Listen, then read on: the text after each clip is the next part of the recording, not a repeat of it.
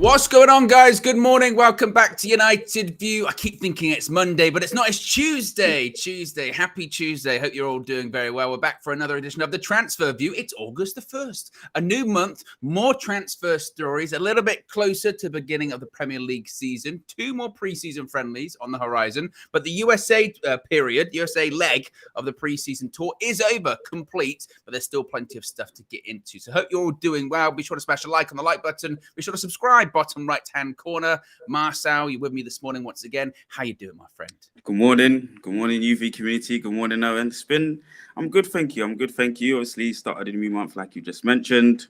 We're getting closer to the start of the Premier League season. Gonna see, hopefully, the boys do a fantastic performance at Old Trafford come the end of the weekend. Second to last Premier League game. It's getting closer to what this is all about, which is this Premier League season that will be heavily contested.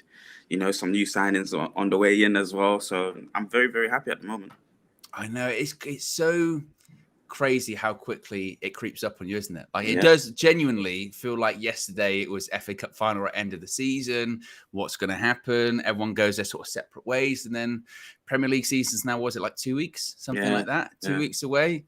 Around the corner, and hopefully by the time the Premier League season rolls around, we're going to have a brand new striker, because Rasmus Hojlund today is going to be in Manchester. He's going to have his medical, and possibly, you never know, we might get an announcement by the end of the day, maybe tomorrow, maybe the day after that. But Hojlund today is indeed having his medical, so we're going to be chatting about that. We're talking a little bit about Sofyan Amrabat, how United is his priority, even though, as we said before, going to take a little while, I think, to get there for that one. Also want to talk about a story yesterday, because we weren't live yesterday because I need to sleep at some point, Marcel. Oh my God. I mean, at least last year, right, when it was the pre-season, the matches were held still at like a reasonable time for us, so it wasn't too bad. I've existed across 2 time zones for 2 weeks, and I think I'm done. The respect that goes out, and I always say this, the respect that goes out to the fans around the world that get up at stupid o'clock or stay up stupidly late to watch games on a regular basis. I mean, because when United, it's 2 games a week sometimes, and they do that. Hat tip to them, because my goodness me, I'm a zombie at this point. But a story I did want to talk about today was this Andre Onana versus Harry Maguire. How early is it into the show? I don't want to swear just yet, but nonsense, because in the game, Onana shouted at Harry Maguire, and according to the media, you would think that it was the most sinful thing you've ever seen in your life. So we're going to talk about that. We're talking a little bit about possibly more signings to come.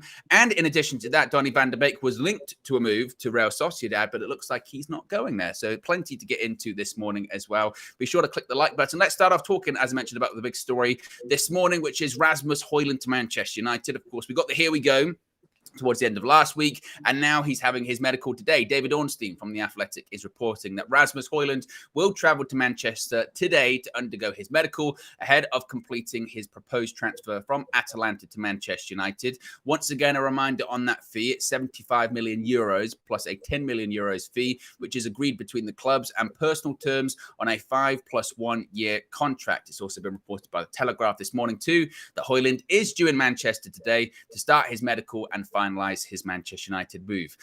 Marcel, before we get into the medical and all that kind of stuff as to how Hojlund's going to settle in, how he's going to fit, obviously you haven't had your say as to the price. A lot of people, a lot of them not even United fans, talking about the price and telling us that he's already flopped. I don't know if you heard this, Marcel. He's already flopped.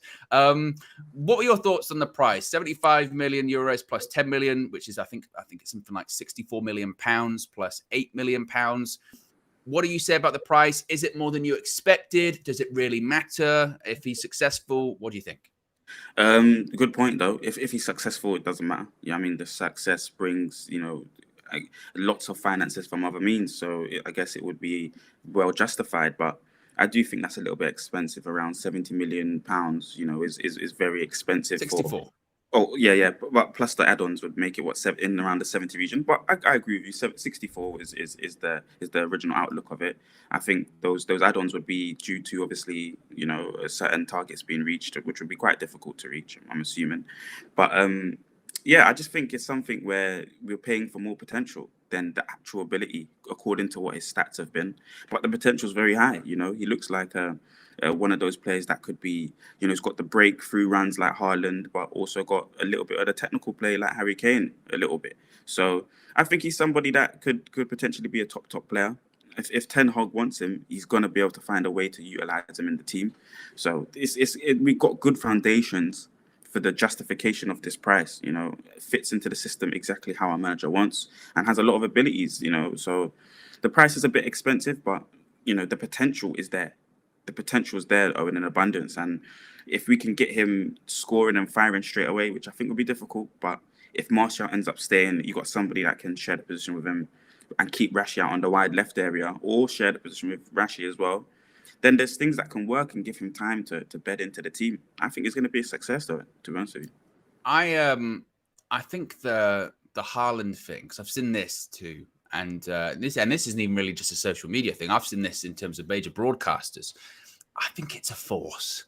People are really trying to force this comparison between Rasmus Hojlund and Erling Haaland. And I just feel like, one, that is setting up the kid to fail, because Erling Haaland came in and had like the best first season ever in the Premier League for a striker. So anyone that comes in, even if they did like 3/4 of what he did, which would be an unbelievable first season, still wouldn't be as good as Erling Haaland. So in comparison, it would be a failure. I don't think you can compare anyone to Erling Haaland. The guy's a freak. Like, he is just a freak. And I think it's a lazy comparison as well. I think it's just a case of a young guy, blonde. He's from Denmark. Erling Haaland's from Norway. They've just gone, wow, Scandinavia, same region. Again, it's lazy, I think. So I'm not even comparing him to Erling Haaland or anything like that. He's Rasmus Hojlund. He's his own guy. And he's not the finished article. Nor was Erling Haaland, which is scary considering what he had already done up Borussia Dortmund before he had come to the Premier League. But Rasmus Hojlund is clearly not the finished article. He scored 9 goals last season. He's 20. I think, as you mentioned, the price thing, I've gone back and forth on it in the days since then. My initial reaction was, "Oh, that's more than I thought it was going to be." Yeah. And I think probably from United initially, earlier on in the transfer window, it's probably more than they thought it was going to be too. But you're buying potential strikers, just are expensive as well. I've seen people trying to compare, the price of Hojlund to the price of Onana, and goalkeepers always go for less than strikers. It is what it is. And as we said earlier on, if he's successful, people won't care. If in a year's time or 2 years' time, he's one of the top strikers in Europe, people will look at that price and go, it was a steal, And it's a bit like the Mason Mount transfer too, isn't it? Those add-ons that were the hard-to-get add-ons. I think when it comes to Hojlund, it's something like, I think there's like £4 million of achievable add-ons or realistic add-ons, and then the rest of the add-ons are more difficult ones, trophies, goals, etc. And a bit like with the Mason Mount situation, it's, well, we're happy to pay those add-ons if we achieve that. We're happy to pay the add-ons if he does score all of these goals. We're happy to pay the add-ons if we win trophies. So with transfer fees, it just is what it is, isn't it? It's a case of if they don't live up to expectation, then people start talking about it. A bit like Anthony, right? People were still trying to force that was £100 million. It wasn't. It was €100 million. But people still talk about it because there's still some ambiguity when it comes to that one going, oh, maybe this season. Jadon Sancho, maybe not so much the fee, but people talk about the wages because it's still a bit ambiguous of, has he really succeeded, all that kind of stuff. So it'll be the same for Rasmus Hojlund. But as I've said, I feel like as fans, we just got to back him at this point. He's a Man United player, unless something catastrophic happens with his medical. But we've just got to back him. It's going to be tough at points this season, I think. I don't think it's going to be smooth sailing. And there are going to be points where he goes on barren spells, and we're talking about, how's the adjustment? He's still young, this, that, and the other. But we got to support, and we got to back the player, and that is what it is. How many goals does he have to score to have a successful season next season? That's a tough one. And the reason why I say it's a tough one is because I don't think it's as straightforward as that. Because, and this is my sort of wiggle room on this, Marcel, is that let's say he scores 10, right? Let's say he scores 10 goals. But the rest of the players around him, Marcus Rashford scored, 30 goals last season, all comps, whatever. But those other players, like your Anthony's, like your Sancho's, like your Bruno's as well, they start scoring more goals, then United are going to have a successful season. And an argument then could be made that actually he was part of all of that too. But if you're asking me how many goals, I'm going to say 10 Premier League goals seems quite low. Yeah. But it depends what kind of striker he is. Nowadays, it's not that black and white anymore, is it? With strikers, it depends on the system. Yep. You know, if he's one of those strikers that draws players in, but the people around him start scoring goals, then I don't know. But I don't know that much about Rasmus Hojlund. I can't want to sit here and lie. You know. But for a Manchester United forward, I guess he's young, so you got to factor that in as well. But for a Manchester United forward, if he's going to be our out and out number 9, if he plays, I don't know, about 80% of the games, or out of the 38, if he plays at least 30. We should be expecting maybe a 15-goal return, maybe, if he plays 30. But then I saw those stats. They were saying Rooney didn't score over, was it 15 or something like that, till however many seasons in the Premier League. I do think we have to realize that there is a possibility he won't score more than 10 this season. Yeah, that is a genuine, and not to be disappointed when that is the case. I think we have to be very cautious about having these super high expectations for him when he comes in, because he might not hit him. There's a chance for that. Granted, you can say with the Rooney one, he was never a number 9, like a proper number 9. He played all over the place for United. Plays as a 10. It was only actually later on in his career that he played as a number 9. And when he did then score nearly 30 goals in the Premier League season, which is fair. Same with Ronaldo. So it's difficult. It's a difficult one. I think for me, Owen, I'm going to say around 15 goals next season. I think he needs to in the Prem. In the Prem only. In the Prem only, I'm going to go around 15 goals. I think he hits the ground running. I look at the attributes, and like I said, similar to yourself, I've only watched the little bits, clips, compilations, certain attributes of his game. You know, looking specifically at shooting, running down the channels, back to goal, all these kind of types of scenarios against, again, maybe lesser defenders, one could assume, in the Serie A compared to the Premier League, or the Serie A compared to the Premier League. But at the end of the day, I still think he's got a lot of what's required to be able to be successful in our league, and I think he'll get a lot of goals. Let's have a look at the super chats here. Amanor says, Owen, will we go for Kane now? Warsaw, wake up, bro. The Kane one, look, I saw the stuff yesterday that Bayern Munich and Spurs are meeting, and I think Bayern are prepared to pay, was that 100 million euros, something like that. But Spurs had some strange requests that I saw. I don't know if you saw that, Marcel, where it was first of all, there was a gap in valuation of something like 20 million, 25 million. But they also wanted reportedly a Premier League buyback clause, which was if Kane in the future were to go to the Premier League from Bayern Munich, then I guess they would have first dibs, or they could be the first club. I don't know. And it'll be interesting to see how that one plays out. But look, they're meeting. And that's more than I thought would happen this summer too. I thought Daniel Levy would be I'm not, going towards anyone or anything like that. We're not even holding those kind of meetings. So even that, I suppose, is somewhat significant.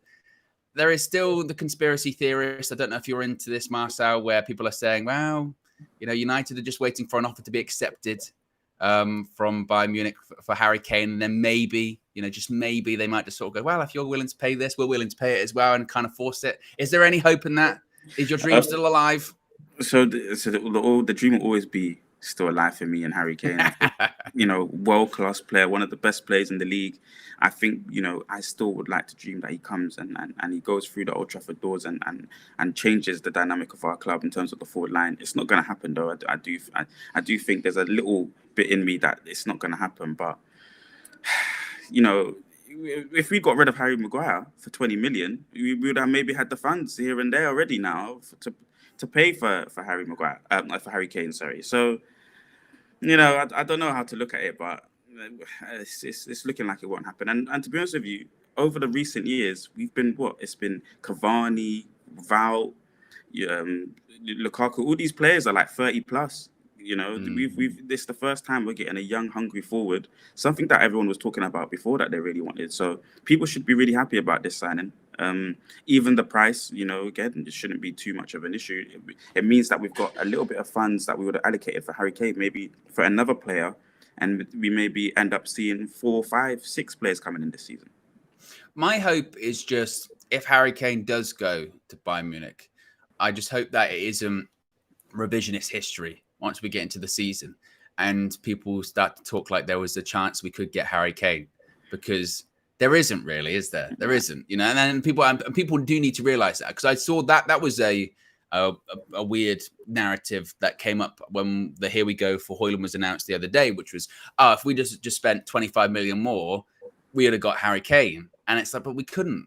we can't get Harry Kane, because unless the only thing that could change that is if Harry Kane makes that move happen. That's the only thing that could change it. I think there's, the development that the majority owner said to Daniel Levy, you got to sell him this summer or sign him to a new contract, and he's not going to sign a new contract. That was a positive development, but that just meant that the move from Spurs to Bayern Munich was on. And Harry Kane, he's clearly was already talking to Bayern Munich, and they feel quite confident they can get that deal done now. But for Kane to come to United, one, we'd have to find £100 million, maybe even more than that, for Daniel Levy to sell to us in the Premier League. And two, Harry Kane would have to say to Daniel Levy, look, I know you don't want to sell me to a Premier League club, but I'm not, Kylian Mbappe style, I'm not going. I'm not going to Bayern Munich. You can accept an offer and all that kind of stuff. I'm not going to talk to him. You can't force my hand to pick up this pen and put it to paper and sign that Bayern Munich contract. I'm not going to sign a Spurs contract with this pen either. The only contract I'm signing this summer is a United contract. So accept their offer and I'm going. But Harry Kane won't do that because I guess he got too much respect for Spurs, too much respect for Daniel Levy, and he would get the move that I guess he kind of wants, maybe.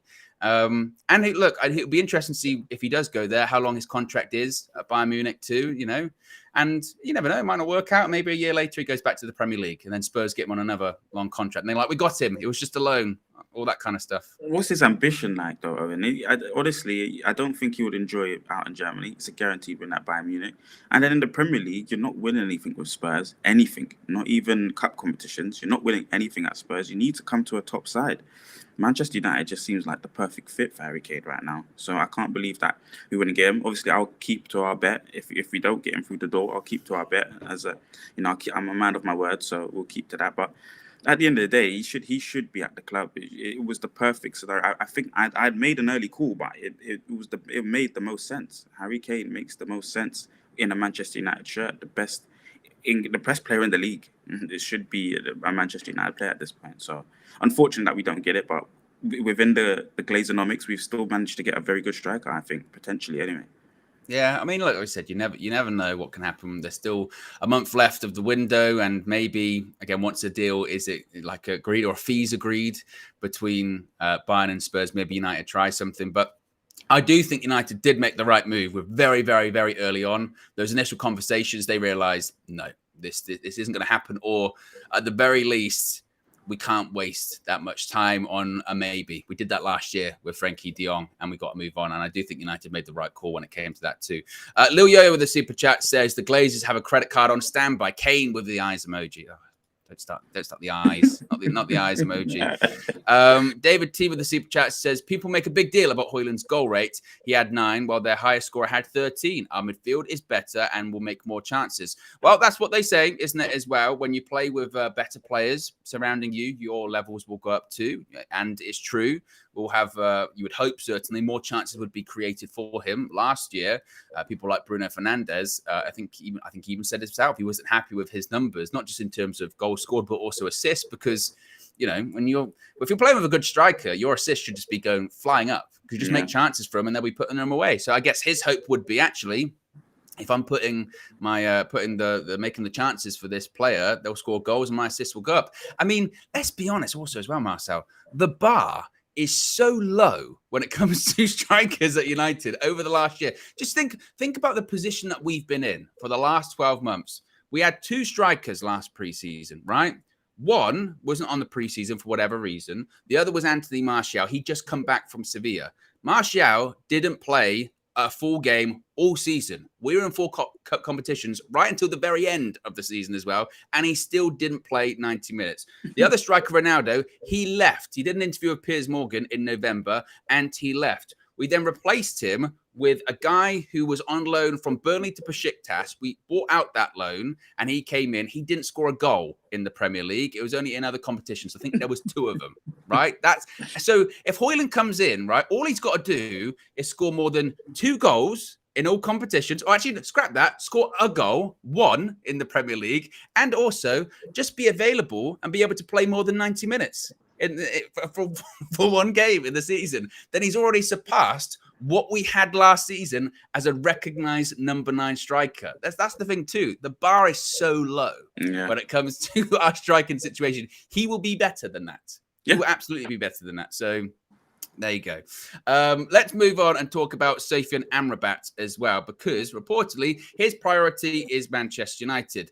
Fabrizio Romano reported yesterday that Sofyan Amrabat's priority is United. He would love to join United. He is waiting for United. However, Darmashef was on Sky Sports saying that Manchester United's main business is actually done once Rasmus Hojlund's deal is finalised. The Amrabat deal is likely to depend on departures, the likes of Fred, McTominay, etc.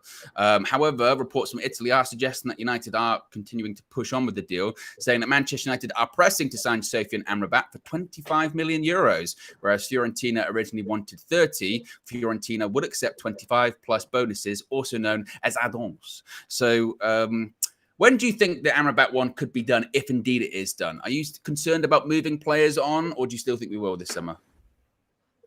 Well, we should be able to move the players on. I think it will get done before the start of the season. Before we play Wolves, it would be nice to have Amrabat in and ready.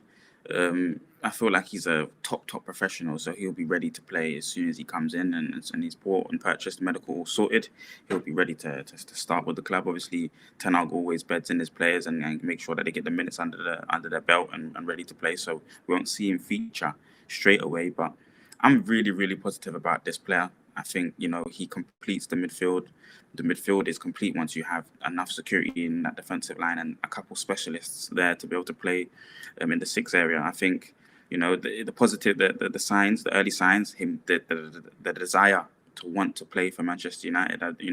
We were talking about that all last season, and season's gone, that we want players that are desperate to play for the club, not towards the end of their career, Cavani's, Ronaldo's, all these kind of players that are towards Ibrahimovic, towards the end of their careers, and they're coming for big checks. You've got a proper pro in his prime, in the 6th position, something that we've been suffering with for a couple of seasons now. Finally, the era of McFred is gone now. And funny enough, we're trying to get them off the books to be able to get these kind of players in. So we're in the right direction. There's Kobe still there. A speedy recovery in a couple months. Will be fit and ready to play as well. So the midfield will get a complete revolution in the turnover. It just needs now, the outgoings. I understand what you're saying in terms of the outgoings needing to happen. That just means that we get a centre-back, I think. Maguire going, maybe Scott potentially, Fred potentially. That just means you got, space for a centre-back to come in. Yeah, I think with the outgoings, this is going to be the real, true, I think, interesting part of this of the window for United. Is obviously historically we're just slow in general at doing business, but this year we've actually been fairly quick for us to have 3 signings in before the season has started, and actually had 2 of them on tour, and the other one seemingly is going to play a part in one of the next 2 pre-season fixtures, the one at Old Trafford and one in Dublin. Flex did speak to Benny McCarthy, and he said that it was going to be a sort of a situation where, because they're back to back, there might be situations where a group plays 80 minutes one day, and then the other group, they'll play 10 minutes that day, and then the same thing will happen the day after that, but vice versa. So Hojlund, you would think, will play a part in one of those games, maybe even both as well. But I think when it comes to the speed of things, now is going to be interesting, because United, we know historically we are terrible at selling players, getting the right fee and getting them out the door quickly. Sometimes we try and move too quickly that we don't get the right fee or anything like that. Now, granted, the Amrabat price point of being possibly 25 million euros plus add-ons, that is a steal for a player that really is that good. That was excellent in the World Cup, was excellent in the Europa Conference League final, and had a lot of big clubs sniffing around him. At Barcelona in January, I think we're looking at him, and it didn't happen. So clearly he's a quality player, and if his priority is to come to United, then let's move some players on, let's get it done. And realistically, all we need is one big sale, and we can get that deal done, whether it's Dean Henderson or something like that. The only sort of worry, I suppose, is, like, for instance, the Henderson one and the Maguire one, I suppose, and even like the McTominay one, are they sort of slowing down a little bit? Like, for instance, the Henderson one's really interesting because now Forest have a couple of options. Romano tweeted that it's either going to be Henderson or it's going to be Turner from Arsenal. And they've obviously got their financial issues, Forest. And for Henderson, we want the money because we need the money to facilitate these other transfers. But they're saying, look, we can only really afford a loan with an obligation to buy. I don't know how that helps us from an FFP point of view. I'm not a financial expert, but maybe they might look at Turner and go, actually, we can do that a bit quicker, or we can do that for maybe a bit cheaper, and we can afford that to be a permanent transfer or something like that. Then what happens if the Henderson deal doesn't happen? Who does he go to? Are there other interested parties? So this is going to be the interesting part of this now, is to see how quickly we can move these players on. But you would think, as I said, logically, you'd only need really sort of one, and then we can get Sofyan Amrabat. But also, we shouldn't just devalue our players just for the sake of moving these players on. For instance, again, those people that will say, oh, you should get Sal McTominay for 20 million. No, we shouldn't. We should Sal McTominay for what he's valued, which is, again, for me, around 40 million. Maybe just a little bit below that. But that's what I was going to comment on. So what's wrong with taking them for cheaper? Just to get the players off the books. I think in the long term, it benefits you. If you get rid of, say, McTominay, or let's do Harry Maguire for 20 million. He's on 200k a week. You're going to pay maybe the club, we're going to pay 100k of his wages. The other club, the buying club, West Ham, for example, is going to pay 100k of his wages. We should be happy. I would have been so happy to take 20 million. I was very happy. It brings me closer to Amrabat. It brings me closer to now I can focus on Henderson going for 20 million. Get rid of these players. They're surplus to requirements at the football club. For me, it's just fire sale, get them rid of them. 2020, it brings me 80 million. And now I can utilize that elsewhere. But it's not just Amrabat, really, though. You want to think, again, you say for the short term, so you can bring in Amrabat. But if you sell players for their appropriate and proper value, it's not just Amrabat you can bring in. You can bring in others after that. You can go for more signings too. And if we just think of complete short term, just get rid of, like you said, Maguire for 20. And I understand the wages one Maguire's a bit of a unique situation because his wages are so high. But for instance, like a McTominay, let's just get rid of McTominay for 20. But what if we did sell him for 40 or maybe even 45, and then we can and then we get Amrabat for 25 million euros or whatever, but then we've got money left over to get someone else, to get a centre-back if Harry Maguire does indeed go, or to maybe even find another striker, a cheap, older striker or something like that to support Rasmus Hojlund. That it's about, for me anyway, squeezing every last penny you can out of that budget and getting, again, value for money in the market too. Because when you look at other deals and other clubs, particularly when it comes to selling players, they're far better at getting, again, proper value for money. And us, we just because again, and it is because of the wages too, because we are desperate to get them off the wage budget. But sometimes we've got to get fair value for money, particularly in the market. And I think that's what they'll be looking at as well. A couple of super chats here. Marcel Lil Yo-Yo says Amrabat to sign a competent. Amrabat to sign a competent number 6. I think that might be a pun, but I think I'm missing it, Marcel. He's gone good and I don't know. Amrabat, as saying I don't know. You can let me know, Lil Yo-Yo. I know I love a pun. I'm not sure it was the best work. Amanor says, and are you happy with Sancho being a false 9 for us? Well, this is what I've been saying. I'm saying that I thought Sancho against Borussia Dortmund was probably our best player on the pitch, honestly. In the first half, I thought he was excellent. And I do think that is an option for us this season. It's not the option. We shouldn't be going into every game going, we're playing Sancho up front. No, we need a striker. And frankly, we need another striker because Martial, he's yet to play. Yeah. By the way, he's yet to play any minutes. He's not even been on the bench yet. So we still need another striker. But I do think Sancho could be an option. And I thought he looked really good against Borussia Dortmund, honestly. Big up DJ with a super chat as well, says Amrabat is needed for us to really try and take control of games. If we sell at least one of McFred, that's the Amrabat deal sorted. Well, certainly Fred is definitely going. Fred is definitely off. It's just a case of where at this point. I've seen Romano and others saying that he does have quite a few options. It's just a case of who can put up the right amount of money. So there's obviously Galatasaray, but there's been quite, back and forth on the fee. Obviously, Saudi Arabia, they're reportedly interested as well. A couple of Saudi clubs, Fulham, we know are interested. So he's definitely going to go. So maybe it's just a case of get Fred out the door, and maybe one other. Eric Bailly still technically under contract. I mean, both of them were pictured. I was on Bailly's Instagram at Carrington the other day. So maybe they both go, and maybe that's just put that together. That's enough. And then you can get rid of a McTominay or possibly a Maguire, and then you can go after maybe another striker, something like that. So it is dependent on outgoings as well. Descendant of the first crackhead has been a member for 13 months, but appreciate over a year of sport. Says, thoughts on Bruno ignoring Onana and Ten Hag berating Forsen on camera. The Bruno ignoring Onana thing, I haven't seen all about that one, but I've seen Bruno on social media basically say, oh, that's not true. It's bullshit. Yeah, I've seen him basically go, oh, that was nonsense. The Ten Hag thing with Amari Forsen, I mean, the thing is with that, yeah, so I'll get your thoughts in just a second, but I didn't really mind it that much because, again, watching the game, Amari Forsen had a lot of the ball. He had a lot of the ball, and I don't think he was maybe following Ten Hag's instructions to the T. And also, he had a big flare-up with Adeyemi for really no reason. I remember doing the match at the time going, I'm not sure why they've gone at each other, and they both got booked. And I think it was just a case of Ten Hag, teaching him a lesson, just sort of going, look, just follow my instructions. I feel like you're getting a bit too carried away. And he brought Anthony on, gave you a chance. And it's up to Forsen as to how he takes that now. You can take it one of two ways. You can take it as a real negative and your head gets down and go, oh, no, I ruined it, blah, blah, blah. Or you can take it as, yeah, I was wrong there. Manager took me off. I learned my lesson. I followed the instructions. I keep my head a bit cooler. I'm a young player. It was an opportunity. Maybe didn't make the most of it, but it's a learning lesson. What did you think?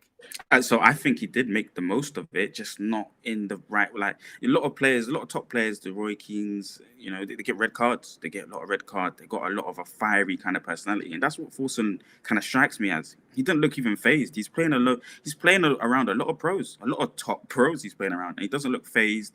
He looks really aggressive, really energetic on the pitch. But I think it just went a bit too far, and I think Ten Hag just looked at that and said, "I got to give him the message now, fresh in his mind." So he knows exactly what's just happened, why I've taken him off right now. I think it was perfect education. And Forsen looked vexed, face looked sour, but I think he took it on and in the right way and listened to the message. I see some people saying that Ten Hag basically had warned him that if there was he'd have been sent off if there was VAR, basically. So again, a bit of a discipline thing as well. Yeah.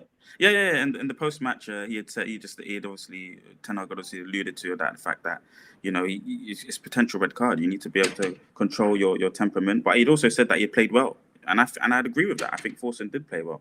On the Onana and Bruno, I think Bruno is responding to him, but Bruno's very emotional.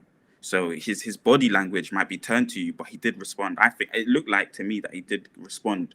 And Onana's very dynamic, very honest and dynamic driven person as well. As you could see when he was shouting at Harry Maguire, the post-match interview, he's talking about Harry Maguire's a big physical player, a good player. I expect a lot from him. So these are just emotions within a football match. You shouldn't look into it too tough, but you should understand that players are going to have relations and they're going to speak to each other in certain ways within the moment and the emotion of the game. Sometimes take a lot from it. Sometimes don't take a lot from it, but that's nothing, man. That's just a captain talking to another leader in Onana because he seems like a big leader. Well, this was it moves us on to the next topic quite well, actually. So obviously, if those didn't see this in the friendly against Borussia Dortmund in the second half, there was a moment where Andre Onana had to make a big one-on-one save. He made the save, and it stemmed from United giving the ball away. I think it was Maguire that gave the ball away, or Maguire was involved in the incident, and Onana makes a save and he gets up and he runs over to Maguire and he screams at him, right? And the outrage and the fact that this is even a talking point, I think is absolutely insane. Watch any United game with Peter Schmeichel in goal. He does it every 5 seconds. Like literally, he'll make a save. He'll get up and go crazy in those big games, even if it's in a preseason friendly or whatever. Like, not even just net Peter Schmeichel, like it happens. Like that is normal. As someone has played in goal, if someone makes a mistake in front of you, it depends your personality type, of course, but you get up and you have a go, going, that's not good enough, that was rubbish, blah, blah, blah. Or like, it just is what it is, right? And people got made a really big deal out of it. As you mentioned, Onana was asked about it after the game, and he played it down. He said, quote, "I tried to talk to them a lot because I know he's a good player. He's one of the captains of the team. That's big, and he's good with the ball. So I would demand from him a lot, and he's a great guy." Basically saying, the only reason I shout at him is because I know he's better than that, and we all want to succeed. Again, it was just nonsense. And I saw Gabby Agbon-Lahore on TalkSport saying, "Oh, why is he not shouting at Martinez?" The guy wasn't on the pitch at the time. So spare your faux outrage and all this kind of bullshit about, why is he not shouting at him? Because it would be really weird if Andre Onana made a one-on-one save and then ran to the bench to scream at a player that wasn't playing. I think that would be headline stuff, because then you would say, this guy's nuts. This guy's crazy. But it wasn't that, because he wasn't on the pitch at the time. So again, spare me the headlines. Because I had friends messaging me yesterday going, "What did you make of the thing?" I went, "It's a thing." Yeah. Like is that really a story? And that is just, for me, that is the lowest of the low when it comes to sort of journalism, because they know, and this is why I do feel bad for Harry Maguire. They go screaming at Maguire, "That's a story." Boom. And in reality, again, it happens in every game. It's just because it's Harry Maguire, and it's just because it's a new player, and it's just because it's Manchester United, and they're trying to play it. Oh, there's discontent in the camp, Marcel. They're arguing at each other, because it doesn't happen in any other club. It doesn't happen in every football match every single time. That is just, again, nonsense. Sell him for 20 million and the problem goes on. No, it's not even about that, Marcel. It's not even about selling him or anything like that. It's not even a story. It could have been anyone. It could have been anyone. It could have been any player. And it happened to be Harry Maguire. So they're going crazy at him. It's not nothing to do with like Sal Maguire, he's not good enough or whatever. We need to not set the precedent of making this a story, because it will be a story every game. Because and not just every United game, every Premier League game, every football game. Because it is that common of occurrence. Yeah, yes, I agree. But I just feel like the emotion, I think it derived from it being Harry Maguire. You know, you kind of, it was one, you could see one of those technically deficient players making a technically deficient mistake. It's a bounce pass back into Eriksen when it doesn't need to be. It needs to be recycled. And he's forced it into Eriksen's hand. Funny enough, David De Gea done it against Brentford. You know, just forcing it into a player, the exact same player as well, forcing it into a player's feet for no reason. Recycle it, be composed, recycle it. Of course, you're going to be upset about it, but I just feel like it's just a clear sign. Sell him now, so that the problem doesn't keep recurring. You know, you're gonna cause a lot of healing for next season instead of headache for next season. I just think, again, with that, but if you're using that as an example, like, there were a lot of individual mistakes in that game, Marcel. Oh, shocking! Victor Lindelof, Aaron Wan-Bissaka, Brandon Williams. A lot of people made mistakes in that game, so I don't even think it's a case of Maguire, get rid of Maguire. Maguire shit. Like, Maguire actually did all right in that game. There are a lot of individual errors in that game, really, really poor, and actually. The team that Maguire was a part of, that first half team, that sort of 60-minute team, they were better than the starters that came on for 30 minutes. The starters came on for 30 minutes, and they were rubbish. They were poor. Ten Hag said it himself. He said the last 30 minutes was awful, unacceptable, not good enough. It wasn't for me. It wasn't even like a Maguire thing, like Maguire terrible, get rid of Maguire. Obviously, Maguire should go. I've been saying it all the way through the preseason, all the way through the window. He needs to go for the sake of his career, because he's not going to play. And I don't think he's good enough to be a Man United defender. He certainly wasn't good enough to be the Man United captain. That's why Ten Hag got rid of him. But this yesterday just felt like United lost a preseason match. Let's make headlines. It's Harry Maguire. Let's make headlines. It's the new goalkeeper. Let's make headlines like, he doesn't get on with the defenders too. It was just, again, I just thought it was such a bizarre story and such a strange thing to be focusing so much on, because you would have thought that they've never seen that happen in their life, the way they were going on about it. Again, even the fact that, it was actually MUTV that asked Onana about it at the end of the game, but it was just, I couldn't believe it. I really couldn't believe that it, in fact, was a thing. Yeah, no, but it's good though that they're noticing that our goalkeeper's behaving like this. He's gonna demand from you. He's gonna. Exactly. I'm trying to draw the positives from it, because it just shows the character. Like, De Gea doesn't do that, or didn't do enough. Sometimes he would complain, but this time the way he runs out, passionately towards Maguire, he's letting you know.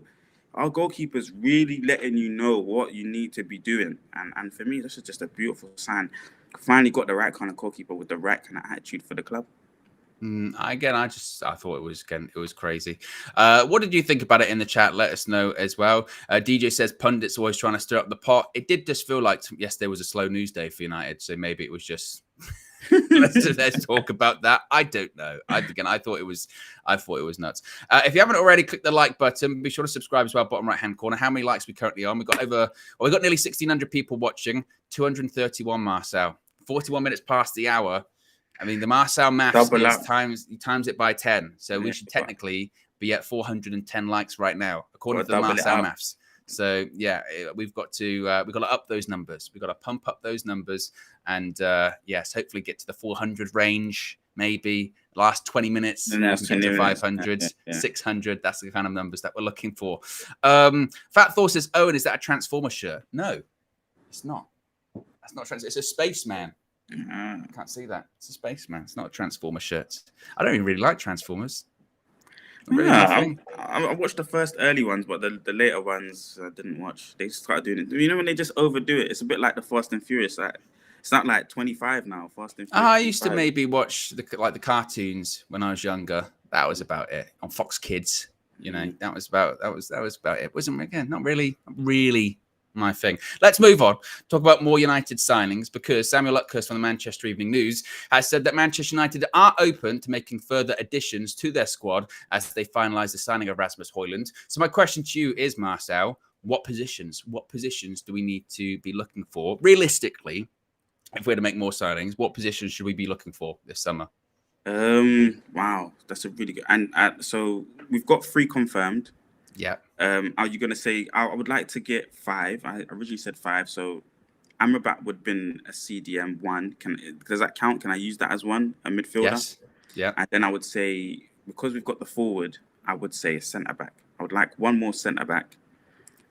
So I would say a centre back and a midfielder would be the 2 additional positions. I got, obviously one would be Amrabat and the other one would be Alex Disasi, I think, from Monaco. Well, he's going to Chelsea. Chelsea, apparently, yeah. Chelsea. Well, it's done. It's done. Yeah. Okay, well, I'd like a centre back. I don't know. I saw some people saying that he's not that good, actually. So we'll see what's happening when it comes to that. I think he's really good, honestly. There's another player in the French league as well playing for I think it's for Sir Jim Radcliffe's side. Ineos. Not Ineos. What Nice. Nice. I think it's a centre back for Nice that I've been looking at as well for a little, because when we was linked to Sir Jim and the takeover. But I was a centre back and a midfielder, please. I think the midfielder, obviously, in Amrabat. I think that one is going to happen. My initial prediction for the window was 3. Now I did later bump it up to 4. Once it became Amrabat was clear, I went with the 4. I'm sticking with that now. The 4 is what I'm sticking to. As to other people, I can see the centre back one, but I think it very much depends on the Harry Maguire situation. If Harry Maguire goes, then I think we will get that centre back. I don't know who that would be at this point. Like you said, we had been linked to Kim Min-jae, of course, didn't happen, went to Bayern Munich. We had been linked to Disasi, and it was weird actually. The Disasi one's strange when you look at it, because it was like, oh, he's the backup to Kim Min-jae. Then we didn't get Kim Min-jae, and also we never put in a bid in for Disasi. Like when the Here We Go stuff happened when he was about going to Chelsea, it was, United didn't put a bid in. So it looked like it was a bit like, clearly that centre-back position is just, I think, in an ideal world, they've been looking at that this summer. They've been like, well, we know we want to get a striker. We want to get a goalkeeper. We wanted to get a number 8 in Mason Mount. And then if we can, find money, if we can move players on, etc., then we'll look at getting a centre-back. But I think that one does hinge on what happens with Harry Maguire this summer. So maybe a centre-back. I still would like to stretch the budget, as I mentioned, and get another striker in. I still do say we could get another striker in. Maybe, again, I don't know. Don't think Harry Kane. But I think maybe, again, that sort of older striker. Who's the guy from Porto? They'll let me know in the chat. Gonzalo Ramos? No. That was from Benfica. But yeah, get a striker in, and just to support Rasmus Hojlund, because I still do think we need more options up front. Taremi, thank you, Leo. Yes. Just get more options, get more support for Hojlund, because I do worry about the pressure being put on him, and I do worry about the expectation being put on him and what people think realistically he can achieve for United this season, or how well he can perform. I'm really hoping that he hits the ground running and it's just like, oh man, he proves all these people wrong. But I don't even think it's a case of proving those people right, like the doubters. Oh, he's going to be a massive flop. He might just be okay, this season, which again isn't bad, but it's not necessarily super good at the same time. He might just be okay. It might be a sort of steady development, a steady progression for him. And if that is the case, there will need to be moments where it's like, okay, maybe he comes out of the team for a couple of games, or maybe he doesn't start today. But if he doesn't start, then who's going to play up front?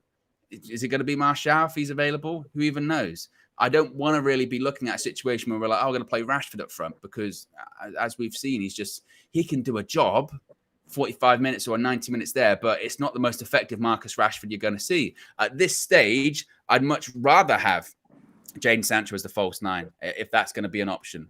Because again, I liked his link-up play against Borussia Dortmund, and I do think it's a viable option. Again, not the option, not the starting option, but it could be a support. But then even you have to look at that.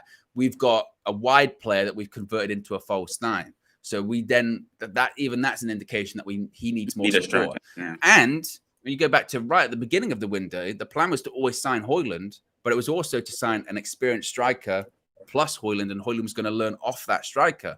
So I think if the budget is there, I would like us to get another striker in, if indeed it's possible. But again, it might not be possible. We might have to take a bit of a gamble on him as well. Lil Yo-Yo with the super chat says, any prediction Owen makes plus 2 more 4 signings? Saying so. Any prediction Owen makes plus 2 more 4 signings? What? But you said maybe Amrabat coming in. My prediction was 3, and then I upped it to 4. Yeah. But you've added in a striker and Amrabat coming in, which would make the 5, and then plus 2 more would make 7. Am I wrong? We're not getting 7. You're not getting 7. Yeah, but then I'm still saying 4 because I don't think we'll get that striker in. That's in an ideal world. Yes. Okay, that's in an ideal world. I think that we'll get, obviously got Mount, Onana, Hojlund, and Amrabat. Yeah. Who knows? Maybe something could happen. I mean, look, United historically for the last few seasons, certainly. Leo says, therefore, I predict 6 signings, right? Last couple of seasons, we have done a bit of a madness at the end of the window, haven't we? With Anthony, obviously with Ronaldo the season prior. So anything's possible, of course, with United and the ownership situation at the moment. Who even knows what's going on? I mean, yesterday, United and Adidas announced a 10-year extension worth 900 million quid, the largest shirt manufacturing sponsorship in Premier League history, which has led some people, I guess, to getting concerned because and this wasn't even just sort of fan speculation. It was journalists as well saying, rightfully so, that actually, you know what, for a deal that big to be done in the middle of a takeover, amid all that uncertainty, it's certainly significant. You can't argue with that. So, and Kaveh Solokol did say this week we should get developments as to what's going to happen with the Man United takeover situation, and it is worrying.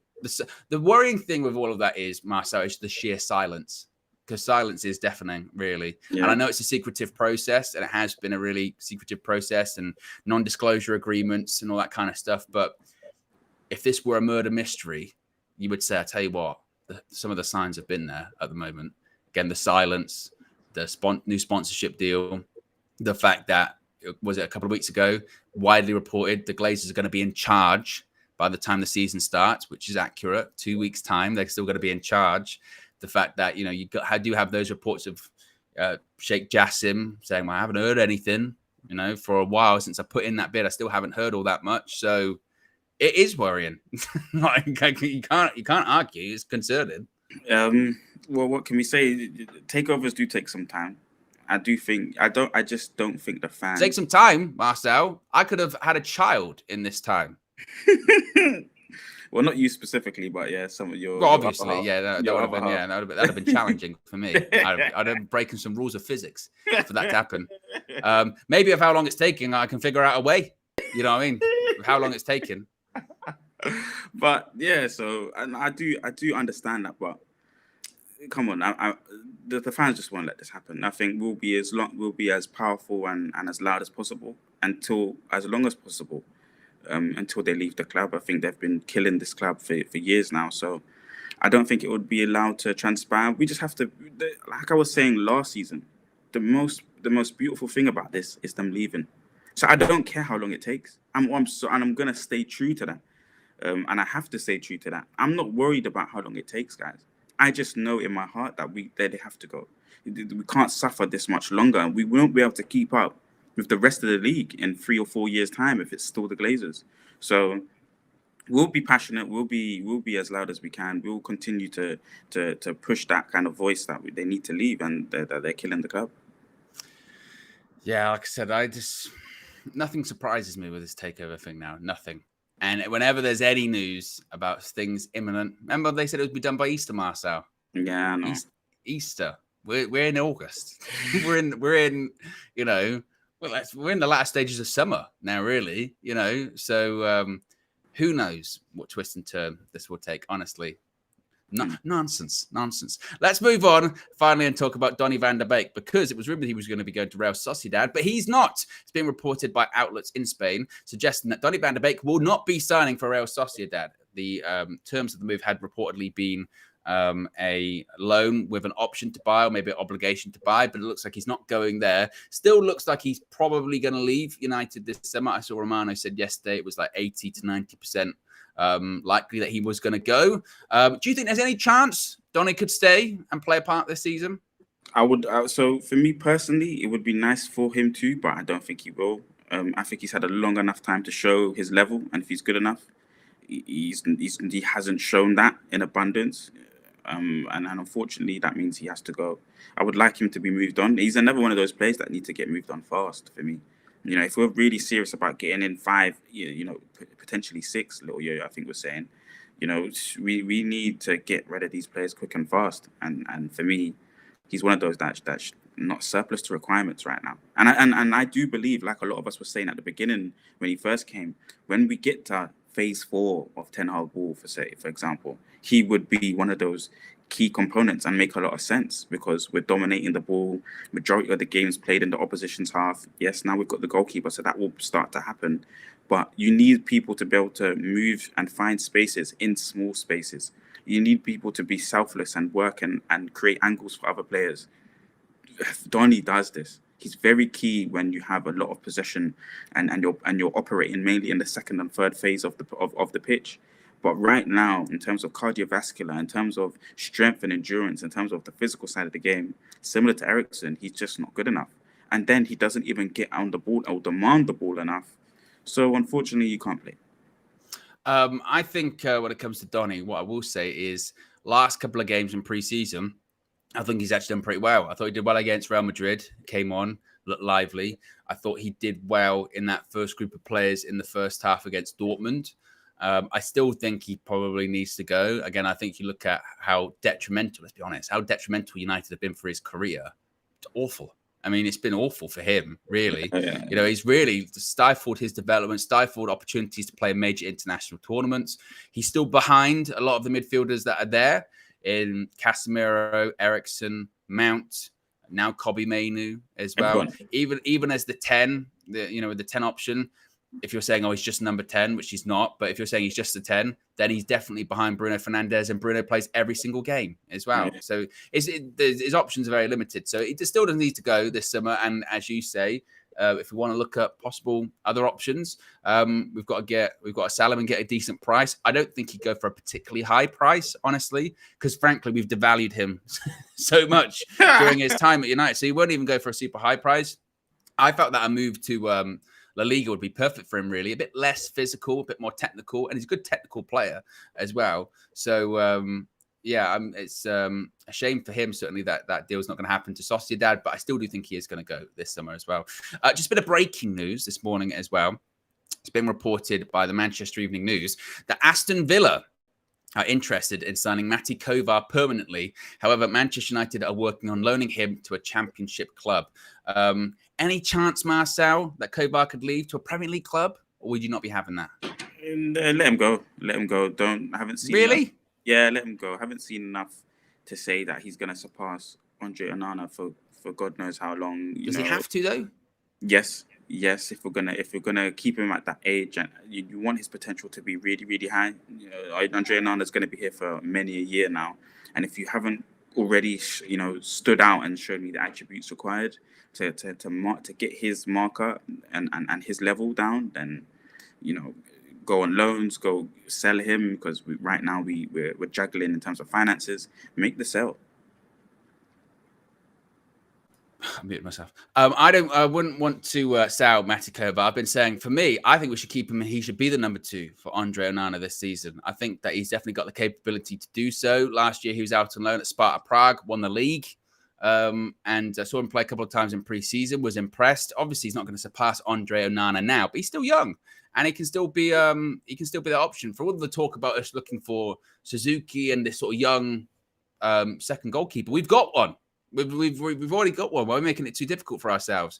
As far as a loan to a championship club, happy for that, because I think that would really help his development. And again, but he, played in a decent team, Sparta Prague, and won the league, so he's got experience certainly to do. But maybe go to the championship, he could do well there. But at the same time, I think that would be a mistake for us to sell to Aston Villa, because I think in a couple of years' time, of course, at the moment they've got Emi Martinez, but I think he's got a couple of years left on his contract or something like that. So there's a possibility he could end up leaving. Then next thing you know, Takeover is playing in goal for a good Premier League side. Aston Villa are good, by the way. Europa Conference League, and under Unai Emery, they're gonna be tough this season. Towards the end of last season, Villa were one of the more impressive sides in the Premier League under Unai Emery, and a full season, and with the business that they've done this summer as well, signing the likes of Pau Torres and others, they're going to be a force to reckon with, Aston Villa, no doubt about it. So I don't think we should be selling to Takeover unless Villa can pay a ton of money, which we can then invest into the squad.